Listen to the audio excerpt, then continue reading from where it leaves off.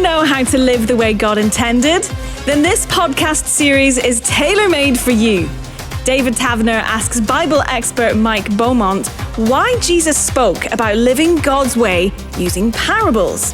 And Mike will sum up what this means for us today in just 3 words. We're going to be looking this time at Jesus' parable of the ambitious wedding guest in Luke's Gospel, chapter 14.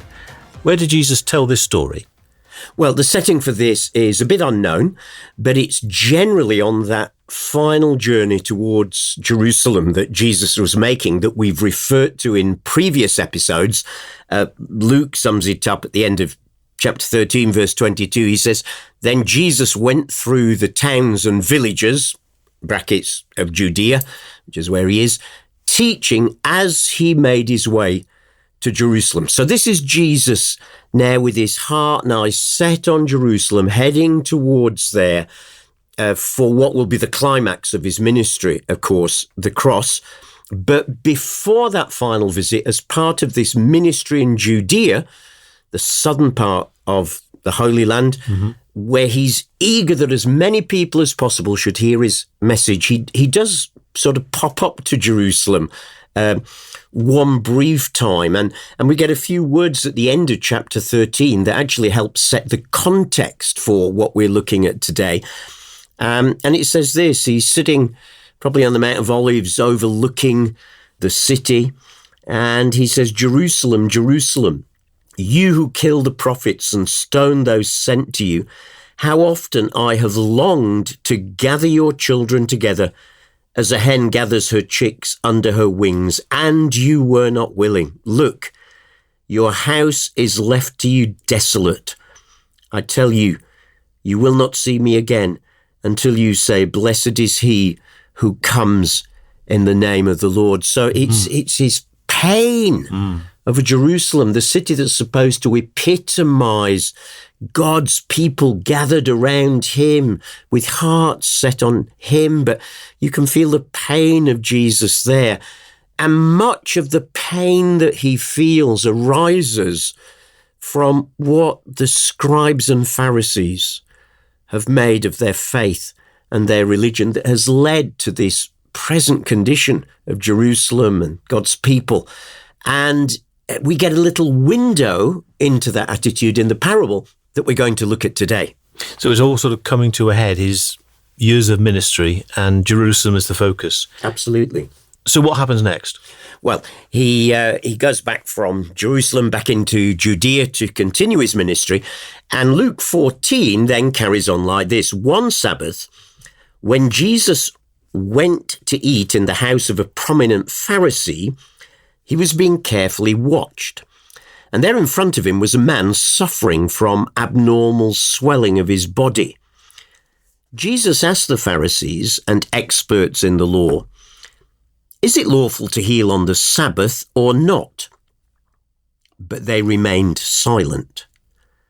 So taking hold of the man, he healed him and sent him on his way. Then he asked them, 'If one of you has a child or an ox that falls into a well on the Sabbath day, will you not immediately pull it out?' But they had nothing to say." Again. Again. So despite the issues with the Pharisees, he goes to the home of a Pharisee. Do you know what? I was reflecting on that again this morning, and I find it amazing that Jesus is always ready to do this. Jesus' heart is always open wide to go anywhere and everywhere. And clearly, this was a bit of a setup. Now, whether it was a setup by the man whose house he was eating in, we simply don't know, because we do know that there were some Pharisees who were good-hearted and who were seeking, like Nicodemus, who we meet in John chapter 3. So was this one of the bad guys, who was out there to set him up? Was he good-hearted? He genuinely opened his home because he wanted to talk with Jesus, and some of his Pharisee buddies had turned up? Because do you remember we read there that he was being carefully watched. Yeah, they had their eye on him. Oh, you bet. Yeah, the scrutiny committee had their delegates there, and they clearly wanted to see what Jesus would do here. And yet, Jesus still goes. I find that absolutely amazing. Such is the bigness of Jesus's heart towards people. And in that context, there's somebody with quite a severe physical abnormality. Yeah, the NIV says he got an abnormal swelling of his body. We don't know what it was. Maybe it was some kind of what we would call edema today or something like that. But clearly, the man is in pain. But there are two issues here. One is this man is in considerable pain. He's been suffering for some time with this. The other issue is, yes, it's that number one favorite of the Pharisees. It's Sabbath. So we got these two things together. We have got this desperate human ongoing need, and we've got the Sabbath. And of course, Jesus knows exactly what he's going to do. Now, was this man one of the guests who'd been invited by the Pharisee? Was he what we've seen in previous episodes where when there were special meals, learned rabbis particularly would invite people to stand around the outside of the room and listen into the conversation? Had this man heard Jesus was coming and he was desperate? So here are these two scenarios. One, a man is desperate to be healed and Jesus can do it. And he's right in front of Jesus, I noticed. And he can't miss it. So it's very, very obvious. I mean, I think from what we read of Jesus in the Gospels, can you really imagine Jesus sort of trying to look the other way and not notice this man? Because it was the Sabbath. So Jesus knows there's going to be confrontation. There's tension in the air. Oh, absolutely. The air's a bit electric, isn't there? Because there's always tension about, well, two things in particular. One is the Sabbath and one is the ritual washing of hands. Sabbath is the one that comes up again and again and again in the Gospel. So Jesus knows that there's going to be some sort of confrontation here. And he knows that these Pharisees aren't really thinking, oh, I wonder if Jesus is going to heal him, which is hopefully what we'd be thinking. What they're thinking is, I wonder if Jesus is going to heal him on the Sabbath. This is the big issue. Because remember, we've seen many times already, it wasn't in the Jewish law itself. All the law said is 6 days you shall labor and on the seventh you shall rest. But they had added many, many, many bylaws and interpretations of what rest and work meant, and healing was one of them. So Jesus knows there is going to be confrontation here. And so I love it because he jumps in first. He gets in before they can, and he does the typical rabbinic thing of asking a question. Is it lawful to heal on the Sabbath or not? But they didn't say anything. Yeah, and of course, by jumping in, he's sort of making it hard for them to object afterwards because he's got in here first. And as you say, they don't say anything. So what does he do? He sort of says a Jesus equivalent of, oh, blow this, and heals the guy anyway, and then follows it up with another question. If one of you has a child or an ox that falls into a well on the Sabbath, wouldn't you pull it out? Question mark? And the implication is clear, isn't it? Of course you would. Is he referring there to the law? An animal falling into the pit? He's referring here to their interpretations of the law again. And their interpretations absolutely allowed them to rescue an animal to do good on the Sabbath. If an animal had accidentally fallen into a pit, what's this pit? Well, they often built pits against predators. Would build a pit, cover it with branches and leaves and so on, hoping the predator would fall in and not get the sheep it was after. So these sort of things happened. And could they reach down and rescue an animal? Absolutely. Could they rescue a child? Absolutely. So, of course, Jesus is saying to them, look, if you would do this on the Sabbath, why is it wrong for me to heal a man on the Sabbath? But of course, that little section ends with, and they had nothing to say. There's just no answer to it. He's pulled the rug from under their feet, hasn't he? Yeah. They knew the answer, but weren't willing to say. Oh, absolutely. Yeah, they knew they were cornered, but they perhaps wisely keep their mouths shut. Jesus could have left it there. Yes, he could, couldn't he? But then he sees something else going on. You see, because this whole thing about the Sabbath and it's all about heart attitude. And what their heart was, we would rather our rules be kept than this man be healed. Now, what does that tell you about the hearts of these religious experts, the scribes, the ones who interpreted and applied the law, the Pharisees, the ones who fulfilled it? There's something at a deep, deep heart level going on here. And what's interesting is in what follows and the parable that will follows, it's that heart issue that Jesus homes in on and that lies behind all of this. Well, Luke continues by saying, when Jesus noticed how the guests picked the places of honour at the table, he told them this parable. When someone invites you to a wedding feast, do not take the place of honour, for a person more distinguished than you may have been invited. If so, the host who invited both of you will come and say to you, give this person your seat. Then, humiliated, you will have to take the least important place. But when you are invited, take the lowest place, so that when your host comes, he will say to you, friend, move up to a better place. Then you will be honoured in the presence of all the other guests. For all those who exalt themselves will be humbled, and those who humble themselves will be exalted. So Jesus is using yet another familiar picture. Yeah, and it's one right there. It's the purpose for which he'd come to the Pharisees' house, wasn't it? It was for the meal. And so far, all that's happened has obviously been in the conversation before the meal, and then perhaps the servant calls and says the meal's ready, and people start to make their way to the table. But Jesus suddenly notes something. He sees that they're sort of jockeying for the best places. I suppose it's what we would call, they want to sit on top table.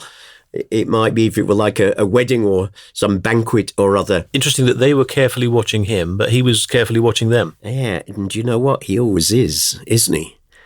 And he sees what's going on here, and he sees the heart attitudes. You see, status was for the rabbis and the Pharisees hugely important. Actually, let's face it, it is for many, maybe most people today. Status is quite important, isn't it? And knowing where you fit. And where you sat at a meal like this in New Testament times indicated your status. So if you were to sit like at the back end of the room away from the host, well, you know, you'd probably just be a junior rabbi, not very important really, sit there listening, but keep your mouth shut, please. But if you got to sit on top table with it, oh my goodness, you know, you were there. And Jesus sees them jockeying for position. I mean, it still happens. Even at a wedding nowadays, you know, you have a top table. Yeah, you do, don't you? I mean, thankfully these days at most weddings, it's actually got who's sitting there. So we just look at the seat plan when we go in, don't we? And don't have to worry about it. But who sat where was incredibly important. It still happens today. Whether it's politicians or businessmen or ordinary people, there's something in our hearts likes to sort of be known and be seen and be noticed, isn't there? And there certainly was here. And yet they ought to have known better. Remember, these are the religious experts, the NIV sometimes translates it, the rabbis, the teachers, the Pharisees, the high-level religious practitioners. These are people who know the scriptures or who claim to know the scriptures. And one of the very well-known proverbs in Proverbs 25, 6 and 7 had said, do not exalt yourself in the king's presence. Do not claim a place among his great men. It's better for him to say to you, come up here, than for him to humiliate you before his nobles. And yet here they are doing exactly that. And it will be that proverb that Jesus will turn into his parable. So it's their ambition to be seen to be better than the next person. Oh, absolutely. Ambition shouts out large and loud here, doesn't it? And the whole message here is beware ambition, or perhaps I should better say, beware wrong ambition, because ambition can be, at the very least, embarrassing, which is in this parable. It could be dangerous. So beware ambition. Jesus is taking this opportunity to teach them. Isn't society geared towards ambition? Yeah. Do you know what? It is now, and it probably was then as well, wasn't it? Get on, do your best, push yourself forward. And, you know, is ambition wrong? I was reflecting on this earlier this morning and thinking, do you know what? No, I don't think ambition per se is wrong.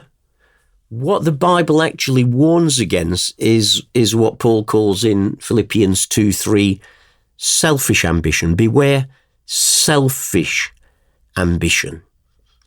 That ambition that wants to push me forward and my agenda forward and my rights and my wishes. So it's the me, it's the my that is the dangerous part. And pushing others out of the way. Oh, absolutely. Sharp elbows. Yeah, to get yourself forward and then back. Because so often ambition involves that, doesn't it? It's not just me getting to the top, it's me making sure you do not get to the top. I think there can be a godly ambition. If it's ambition for God's glory and God's kingdom and God's purposes. Again, I was thinking of how Paul, at the end of Romans 15, talks about how his ambition is to preach the gospel where Christ has not been known. So that's not for himself. No, it's not. It's ambition there in the sense of a godly goal. So is ambition wrong? I think in itself, no, it depends what sort of ambition is, who it's for, and how it's implemented. Now, this ambition was clearly wrong. It's ambition for them. It's sharp elbows out. I want the best player. I want to be on the top table. I want to be seen today. To be noticed. Absolutely. I want to be noticed and known as one of the most important rabbis who was here today. That is just a selfish, self-centered, self-motivated ambition to promote only one kingdom, mine. But an ambition that is an ambition for God's glory and God's kingdom and God's purposes, now that's a good ambition, but it's clearly not that ambition that's at work here in this story. But it's interesting that Jesus' parable doesn't just say, don't be ambitious for the wrong reasons. He seems to be going even further than that. Oh, he does, doesn't he? He sort of flips it over. So it's like two sides of a coin, his message here.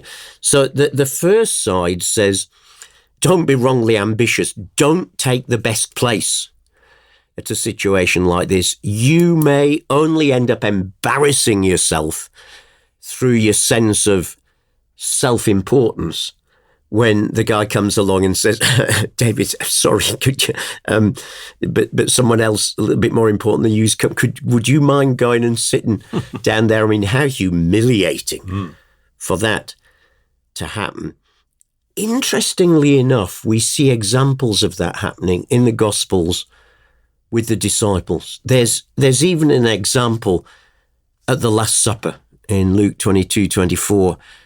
We read a dispute arose among them as to which of them should be considered the greatest. At the very moment where Jesus is about to share bread and wine, symbolizing his impending death on the cross, and still at that point, they've still got this wrong ambition of who's the most important, who's the greatest. Then, of course, there's that story of James and John's mother in Matthew 20, where she comes and says, when you come in your kingdom, Lord, can my boys have the best seat? Well, they were special, weren't they? Oh, they were her boys, weren't they? And then do you remember all the other disciples get really annoyed when they hear about it?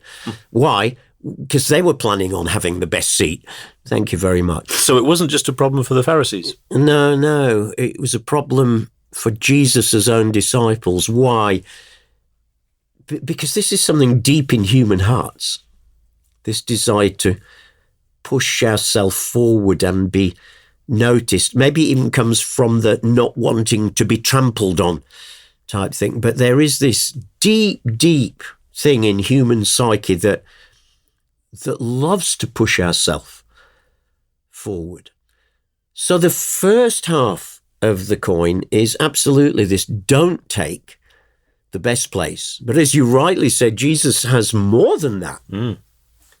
Because the flip side of the coin is not just don't take the best place, but also do take the lowly place. In this parable, he says, take the lowest place. Sit at the back of the room on the farthest table away, because then, who knows, you might just be honoured and, hey, David, I can see you down there. You shouldn't be sitting at the back. Come up here.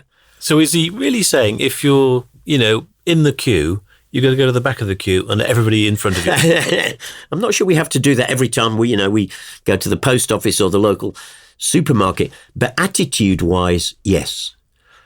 Absolutely. Because this is all about attitudes. Remember, the whole context is the attitudes of the scribes and the Pharisees to Sabbath. And then he sees something going on about jockeying. It's not just about where you stand in the queue, in the lineup. This is about heart attitude. And as we've said, it affects not just scribes and Pharisees, but it can affect even Jesus's own followers. So it's about heart attitude, posture. It's about humility, I suppose, to use another Bible word. And there's so much in the Bible calling us to take the humble approach. All those who exalt themselves will be humbled, and those who humble themselves will be exalted. Jesus ends this parable by saying, again, biblical principle. You can find that principle again and again in Proverbs, for example. You find it quoted in Peter's letter, 1 Peter 1, 5 and 6. Peter says, all of you clothe yourself with humility towards one another because, and then he quotes, God opposes the proud, but shows favor to the humble. Humble yourselves, therefore, under God's mighty hand, that he might lift you up in due time. And I love that he adds this, cast all your anxiety on him because he cares for you. It's like he can hear that, yeah, but if I humble myself, what about, yeah, I know, but give it to God. He'll look after things. His choice of words, clothe yourselves in humility. What's that like? Yeah, I think what he's saying there, first of all, is this doesn't just happen. In the morning, I don't jump out of bed and sort of think, be clothed, and it's all there. There's a process of finding and putting on and pulling socks up, isn't there, and everything. There's a process for this to happen, and clothing ourselves with humility isn't something that drops out of the sky on us each day. It's something we have to work at. Because it's hard to be humble. Well, it is sometimes, isn't it? It's easy to be humble if we get something out of it. Hard to be humble on many occasions. And yet, Scripture says again and again, listen, if you will choose to take the humble path, the humble place, if you'll choose to clothe yourself with humility, God is well able to lift you up. And then you'll be able to say, my goodness, look at what God did, rather than, I thank you, look at what I did. I'd love to see the look on the faces of these Pharisees and all the guests at this special meal. Yeah, Because, of course, they've been exposed. I mean, you were feeling very uncomfortable. Now, if you've just jockeyed your way to top table, maybe one or two at the back were feeling smug, who knows? But clearly, again, something is going on here in their heart and attitude, and I think Jesus saw it. How do we know? Because of what happens after the parable. Let's just read the next few verses. Then Jesus said to his host, when you give a luncheon or a dinner, do not invite your friends, your brothers or sisters, your relatives, or your rich neighbours. If you do, they may invite you back, and so you will be repaid. In other words, they were inviting people they knew could do the same for them. Quid pro quo here, isn't it? Yeah. But when you give a banquet, invite the poor, the crippled, the lame, the blind, and you will be blessed. Although they cannot repay you, you will be repaid at the resurrection of the righteous. Invite the people that can't offer you anything in return. Invite the people who can't say to you, well, come round to my place next week, or let me take you out for lunch next week. Invite those rather than those that you'll get something out of. You know you'll get something out of. Here again is heart attitude. Here again is another expression of ambition, of wanting to get invited to other things because I've done the same. And he sort of seems to imply that there'll be a reward for doing so. He does, doesn't he? And Jesus does that often. There are lots of his parables that teach similar things. Now let's note carefully, Jesus never teaches that our eternal destiny, our salvation, is based on what we do. You know, how many ticks we get in the column, how much our sort of weight scales, the good side outweighs the bad side. That's utterly unfounded in the teaching of Jesus. But he does say in God's future kingdom, there are rewards for faithful service. And those rewards, for the most part, will be quite surprising. Wow, I wasn't expecting that. Whoa, never thought that would come out of what I did. So there are rewards of responsibility, rewards for faithfulness, rewards of honor. There are absolutely rewards in the life to come. So this resurrection of the righteous, what's that? He's thinking there to the end time. All Jews believed that at the end of human history, when Messiah came and God's kingdom came and God brought in his new kingdom, the righteous, of course, for the Pharisees, that meant people like them, would be raised and would be with God forever, so that this life is not the only life we live. Jesus will turn that around, and many of his other parables make clear that the righteous are not those who've just done right things, but those who have been declared righteous by God, those who've been declared, hey, not guilty. Why? Because of all the good stuff you've done? I've looked at the books and seen, all the good things outweigh the bad things. No, because you've put your faith in Jesus Christ and his death on the cross. And at that moment you believe, God looks at you and says, now you're righteous, because you're trusting in the only one who is righteous. You put your faith totally in him and his sacrifice on the cross. And I'm accepting you into my family and my kingdom. And he's saying this to the host, who must have been completely shocked. Yes, I think so, because, of course, he thought he was among the righteous. Absolutely would have been convinced among it. And yet Jesus is saying, if you want to be there at the end in this banquet with the righteous, this is how you need to live. But hang on, Jesus has just told me I'm not living like that.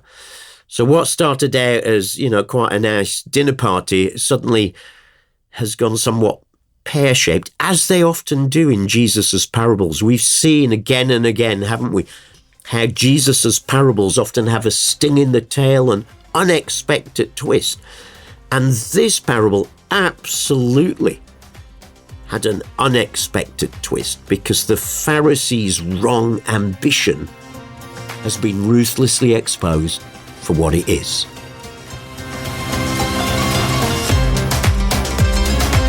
Bible expert Mike Beaumont explaining the parables of Jesus to David Taviner.